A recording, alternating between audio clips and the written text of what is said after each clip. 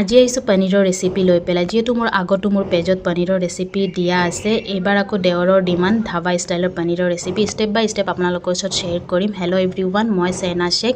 যদি মোৰ পেজটো কোনোবাই ছাবস্ক্ৰাইব কৰা নাই প্লিজ মোৰ চেনেলটো ছাবস্ক্ৰাইব কৰি দিব আৰু বেল আইকনটো দবাই দিব। সকলোখিনি ভিডিঅ' আপোনালোকৰ ওচৰত গুচি যাব। স্কোৱাৰ চাইজ পনীৰ কাটি পেলাই মই তেলত ফ্ৰাই কৰি লৈছোঁ। তাৰপিছত ফ্ৰাই কৰি পেলাই প্লেট এটাত মই উঠাই থৈ গৈছোঁ যিহেতু পনীৰখিনি হাৰ্ড হৈ নাযায়, পানীত থ'লে ছফ্ট হৈ থাকে। আৰু এইখিনি দেখিছেনে বিলাহী আৰু পিঁয়াজ মই কেৰাহীত দি দিছোঁ আৰু তিল, চফ, কাজু, ইলাচি, ডালচেনি মই লৈ লৈছোঁ।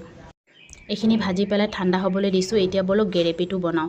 গেৰেপিটো কেনেকৈ বনাইছোঁ আপোনালোকে চাই থাকক। মই 3 চামুচ টেঙা দৈ লৈ লৈছোঁ আৰু ইয়াতে তিখালাল 1 পেকেট, কাশ্মীৰী লাল মিৰ্চ পাউডাৰ 1 পেকেট, হালধি, জিৰা, নিমখ, আদা নহৰু পেষ্ট ইমানখিনিয়ে দি পেলাই মই ভালকৈ ফেটি লৈছোঁ। যেনেকৈ ইয়াৰ লাম্পছ নাথাকে।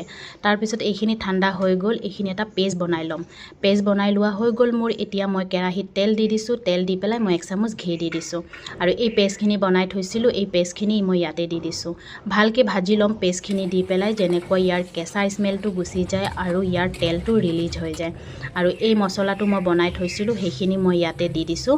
দেখিছেনে ইমান ধুনীয়া কালাৰ আহিছে আৰু পনীৰখিনি মই পানীৰ পৰা উঠাই পেলাই ইয়াত দি দিলোঁ। তাৰপিছত ইয়াতে মই পানী দি দিছোঁ। পানী দিয়ালৈকে পানী দি পেলাই মই ইয়াতে উতল আহিব দিছোঁ। পানী দি পেলাই এইখিনি তাৰপিছত মই কস্তুৰী মেথি ইয়াতে দি দিছোঁ। কস্তুৰী মেথি দিলে বহুত ধুনীয়া এটা ফ্লেভাৰ আহে।